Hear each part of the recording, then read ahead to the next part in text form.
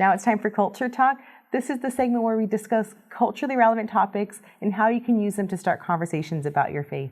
I'm joined today with national security expert Mark Clark. Thank you for joining us. Thank you. It's good to be here. We're going to talk about a kind of funny topic, Yes. Something that came up months ago, and it was Storm Area 51. And my goodness, it was so popular. People were ready to Naruto run into Area 51. We got some excellent memes from that, right? We got a lot of good ones. Keanu Reeves, Naruto running. I've never seen it before. Keanu Reeves? Oh, yeah. Yeah.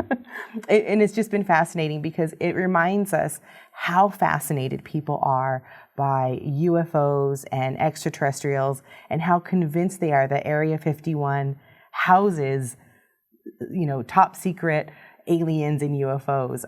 But as a national security expert, what do you know? What can you speak into as far as what is there at Area 51? Sure. Area 51's part is called Groom Lake. It's a dry lake bed in Nevada, kind of north of Tonopah and northwest of Las Vegas. It's a huge area. The actual training range for the Nevada Test and Training Range, they call it, for the U.S. Air Force, encompasses 2.9 million acres of land in that area. So Groom Lake's part of it, Area 51's part.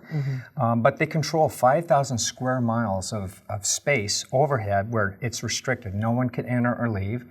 And then another 7,000 miles they can work with commercial aircraft. And so Area 51 has been popularized by different movies, Independence Day, a lot of the Stargate series and things like that.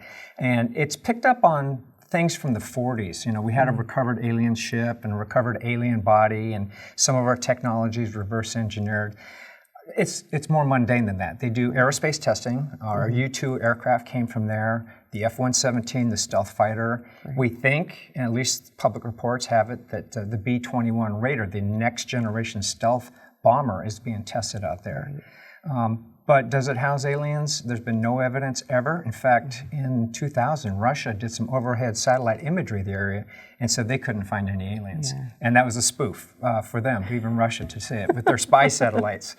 Right. So, well, it is such an interesting topic because people are convinced that there is stuff there.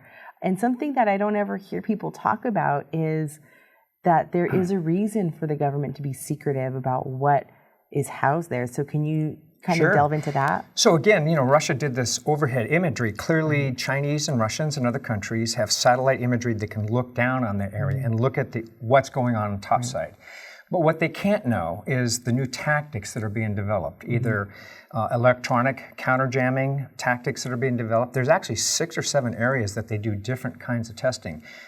There's recordings of a Sukhoi 27, which is not the most advanced, but it is a fairly advanced Russian fighter, doing dogfights with some of our older aircraft, trying to improve on our technology. And that's the key. If people are physically observing this, particularly foreign nationals, they could report back what they observe, and it could compromise U.S. security. And a lot of expenses, a lot of money goes into our stealth technology. And if it's stolen and our tactics are stolen, then we lose whatever advantages we gain. And that's kind of a hard thing to accept because we have access to so much information. We want access to what's going on there, but it's wise for certain things to be secret because it's for the protection of our country. Correct. And it's interesting. I mean, just to give one example, there was a foreign national country that would, back in the 80s, go visit aerospace, and they were allowed to.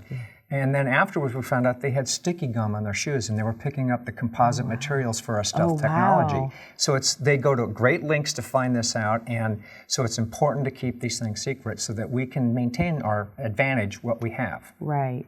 And that's good words from you. Now, again, this topic just made us realize how popular UFOs and extraterrestrials are. How do we use this topic as a way to point people to truth? How can we do that? Well, to me, it's interesting because there's a very small cadre of people who are dedicated and believe in that UFOs and extraterrestrials exist. And in our experience, in the book that I co-authored with Ken Samples and Hugh Ross, we talk about those issues and address it, particularly for those who are enthused and fascinated by this, because there clearly are, at least in the people that we've researched, open doors to the occult. And so it's important for Christians to become equipped to treat people. And they say 50% of Americans still either believe in UFOs or know someone that does. Right. So every believer is going to come across several people that know or think about what they know about UFOs and extraterrestrials. So every Christian believer, not believer in UFOs. Correct.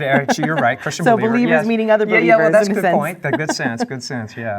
Yeah. So, and I think there's two things. I mean, and hopefully this doesn't happen, but if it does, I would say there's two things to worry about. One, the national security implications. I don't think anything violent will happen. People have asked that. I don't think the military will do that.